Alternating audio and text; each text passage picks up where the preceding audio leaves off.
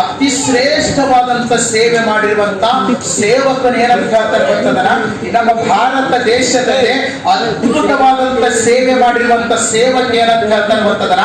ನೀವು ಸಂಡೇ ದಿನ ಒಂದು ವೇಳೆ ಚರ್ಚಿಗೆ ಹೋಗಲ್ದಂಗೆ ಮನೆ ಒಳಗಡೆ ನೀವು ಭಕ್ತಿ ಮಾಡಿದಿರಿ ಅನ್ಕೋ, ನೀವು ಸಂಡೇ ದಿನ ಚರ್ಚಿಗೆ ಹೋಗಲ್ದಂಗೆ ನೀವು ಮನೆ ಒಳಗಡೆ ಪ್ರಾರ್ಥನೆ ಮಾಡಿದಿರಿ ಅನ್ಕೋ, ನೀವು ಸಂಡೇ ದಿನ ಚರ್ಚಿಗೆ ಹೋಗಲ್ದಂಗೆ ನೀವು ಮನೆ ಒಳಗಡೆ ಕುಂತು ಉಪವಾಸ ಮಾಡಿದಿರಿ ಅಂತಂತಂದ್ರೆ ನಿಮಗೆ 100ಕ್ಕೆ 100 ಆಶೀರ್ವಾದ ಇಲ್ಲ ಅಂತಂದ್ಬಿಟ್ಟು ದೇವರು ಸೇವಕ ಹೇಳ್ತಾನೆ.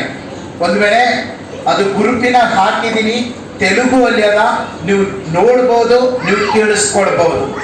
ಅನೇಕರು ಸಂಡೇ ಅದ ಅಂತಂದ್ಬಿಟ್ಟು ಮೈ ತಳ್ಕೋತಾರೆ, ಅನೇಕರು ಸಂಡೇ ಅದಂತಂದ್ಬಿಟ್ಟು ಮೈ ತಳ್ಕೊಂಡು ಫ್ರೆಶ್ ಆಯ್ತಾರೆ, ಮತ್ತು ಅನೇಕರು ಮನಿ ಕ್ಲೀನ್ ಮಾಡ್ತಾರೆ. ಆದ್ರೆ ಸಂಡೇ ಅದಂತಂದ್ಬಿಟ್ಟು ಯಾಕೆ ಚರ್ಚಿಗೆ ಬರಲ್ಲ?